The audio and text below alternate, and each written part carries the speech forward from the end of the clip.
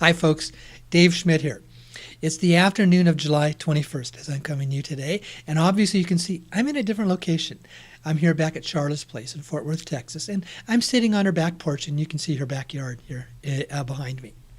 Well, last week I had talked about what can we do to prepare for the upcoming currency collapse. I had quoted a number of different financial experts, plus gave you a video of those who are saying this is coming. It's pretty much inevitable because of the indebtedness that is taking place not only in the United States, but all of the G7 countries as well, the main dominant Western financial countries. Well, it's one thing to talk about those things physically that we can do, and let me mention those again just really briefly. I mentioned 5 things last week. Number 1, get out of debt. Number 2, make sure you have all your emergency care and rations for in your home. Water, food, batteries for your flashlights, backup electrical supplies, etc., stuff like that. Number 3 was to move your money into a safer location. It may not be safe in one of the big 4 banks because they are so tied to the whole derivative market that is so ready to collapse when something like this happens. Number 3, be aware if you have a stock market or a retirement portfolio, what can you do to move those into a safer location? And number 5 was be prepared, prepare yourself of how you can help others. Now, it's interesting, one thing about a currency collapse, some of the comments where I saw that on the YouTube page or in some of the things that you had emailed to me, a currency collapse is not a global financial collapse.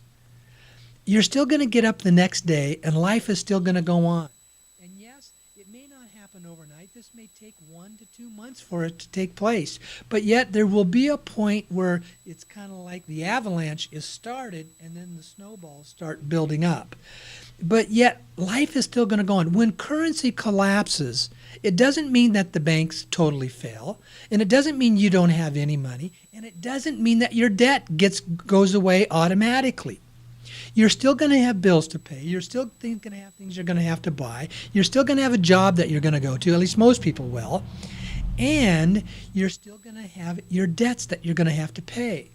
When a currency collapses, a dollar still remains a dollar inside the United States. But what changes is its purchasing power. It collapses in contrast to the other currencies around the world. And that means that your money has less purchasing power. So a 50% drop in the US dollar means that anything that is imported will cost you twice as much. You only have half of the purchasing power that you used to have. So that's why you want to get out of debt, because you're still going to have to pay off those bills. And you're only going to have, in essence, half the money to pay them off because you only have half the purchasing power that you have with your money. Those are some of the practical things. How do we prepare for this? How do we look at this? How do we approach this emotionally? Because that is such a key to how we react to a crisis situation.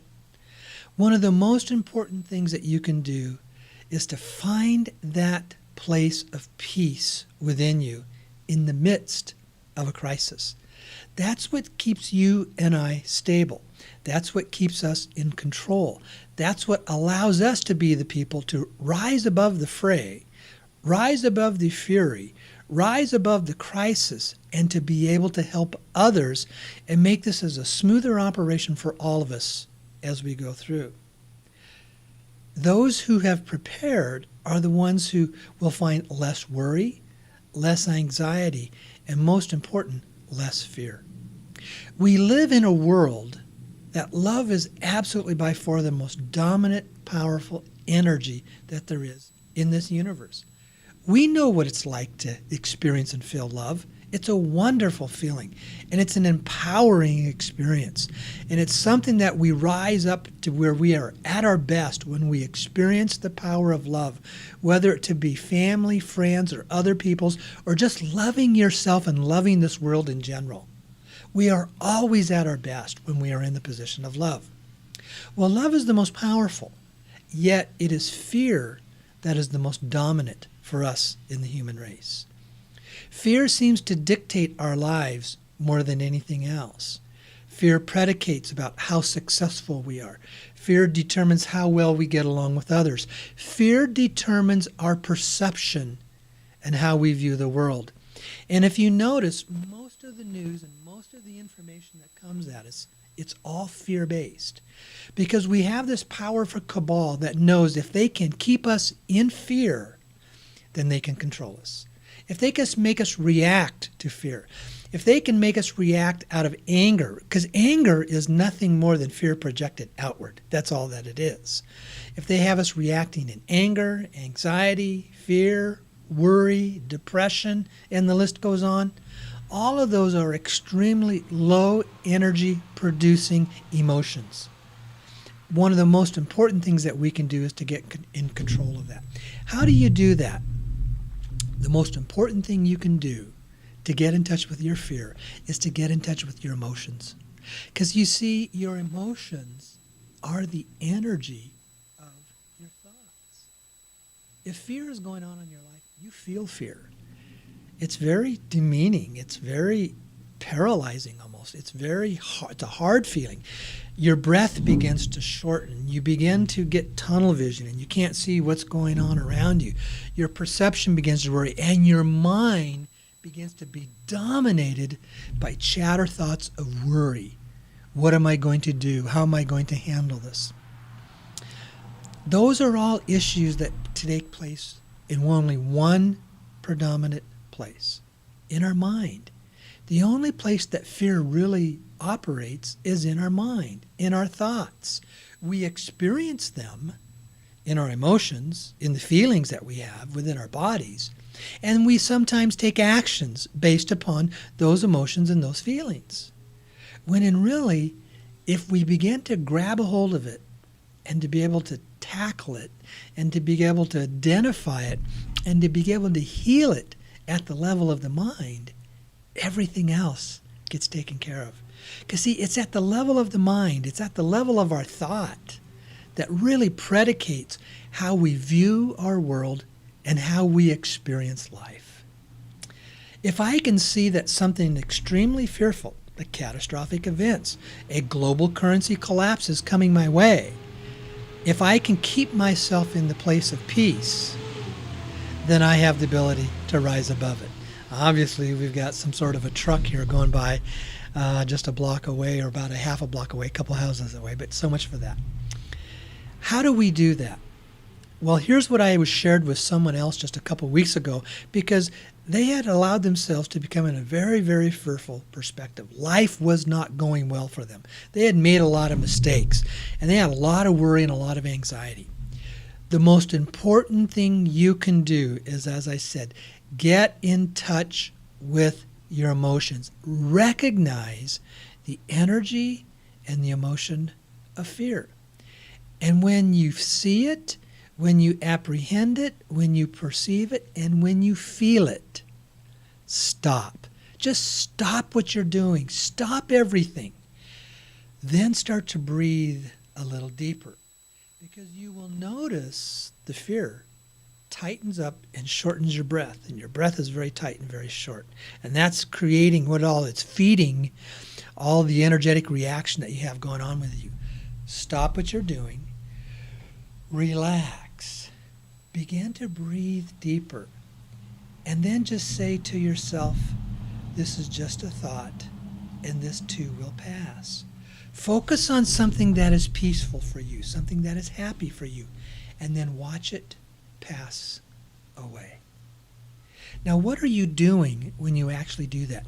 You're actually exercising and reconditioning your mind. It's very similar to exercising your physical body. If you notice, it takes the repetitions, lifting weights, multiple reps, discipline of doing this every day to get that body of yours into an absolute full tuned and toned perspective. Well, you can do the same thing to your mind. Most of us have never been taught that. We don't know how to do it, and we're not aware of it. It's getting in touch with your emotions, relaxing, breathing deeply, bringing yourself to a place of calmness and peace, and then focusing on something that is very peaceful and loving for you. And watch the fear pass away. And what you will notice is the next time it comes up, you don't have to work on it as hard. It's not as intense, and it fades away. And you keep doing that on a repetitive basis. And then you have totally retrained your mind. You have literally done an exercising of your mind to put it in control instead of letting the fear be in control. I can't think of any more powerful way that we can change our world. We can change our world with externals. We can say, give me a lot more money. Let me be in power. Let me be in control. Don't let the cabal come after me. All of those are externals. And if we really want to change our world, we really need to change ourselves first. And changing ourselves is always a result of retraining and healing our minds. It's extremely powerful. I could go on and on and on about books, authors who do this and have done it very well. Byron Katie, Loving What Is an absolutely excellent book and an audio tape of her book to listen to. She went through a life-changing event of learning how to let go of all the anger, all the anxiety, and all the fear, and to learn how to just love what is. And in her process of what she calls the work, to work through this process, she talks about the ability and the freedom to question. Questioning doesn't mean doubting. Questioning means evaluating the situation. When fear comes at you, is this true? Is this something that's going to happen? Is this something that's happening to me right now? It's a very powerful process that she teaches. Byron Katie, and the book is Loving What Is. Another really good one is Eckhart Tolle in the book A New Earth. And he talks about the power of our ego and what it takes to change our world and change the experiences and how you view it, because how you change and how you change your mind. He also is the author of another absolutely wonderful book called The Power of Now. Fearful thoughts take you into the thoughts of the future. But you know what? The future only exists in one place, in your thoughts. The future is never out there. The future is only right here, right now. The only time you are experiencing anything is in the present, in the now moment. Fear is based on thoughts of the future. Guilt is based on thoughts of the past.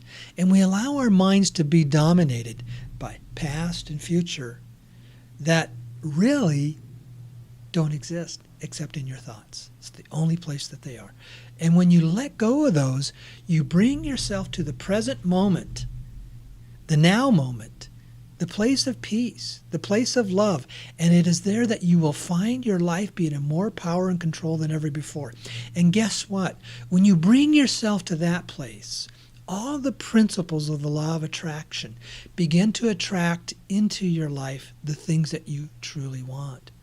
Charla and I are really continuing to experience this. We just continually finding doors opening for us, things continuing to find us, wonderful things developing, shifts and changes in our lives, where we are both becoming the people that we've always wanted to be, experiencing what we've wanted to experience, because we learn how to live in this now moment and to not judge and to totally love people just as they are with no judgment. You know, Jesus said there were three things that he was very adamant about: loving God and loving people, and mostly loving yourself. He said, love one another and love your neighbor as yourself. It was about loving. He also said, don't judge. Why? Because judgment takes you into the place of very deep negative thinking and energy. And he also said is to forgive. Because to forgive is to release and let go and to change your perception of how you're viewing the circumstances around you. If you allow just those three simple things to dominate your life begins to dramatically change. We've got some changes coming our way. And yes, for some people, they can be very negative, they can be very fearful, and they can bring a lot of anxiety. But as we learn how to gain control of our thoughts and gain control of our minds, we are the ones that get to rise above it and lead people through this process and be in a proactive position versus a reactive position. Changes like this are kind of like seasons of pregnancy when you start going into labor. It's not always a great situation when these things develop, but what comes out of it is a promising new birth of a new life and a new world. Excuse me. That's what's coming our way. That is what I absolutely believe, and that is what so many other people believe as well. We're passing through the storm to bring in a new world for ourselves. And sometimes the storms bring the positive change. It rallies people together, we find support for one another, and we find the ability to love each other, and all of a sudden sometimes abundance just opens up in these moments of opportunity to shift and change our world. So, with this upcoming currency collapse, how are we going to react to it? I know what I'm going to do. I have no fear, no worry, no anxiety, and I will step into a position to lead and to help all of those who want to follow or who want to help others as well. We step into a world of helping one another. It's in the giving of helping that it returns to us, where we get to find our lives being better lives. So thank you very much, folks. Again, I would love to have you come on to the radio program. Call in with your questions, your comments.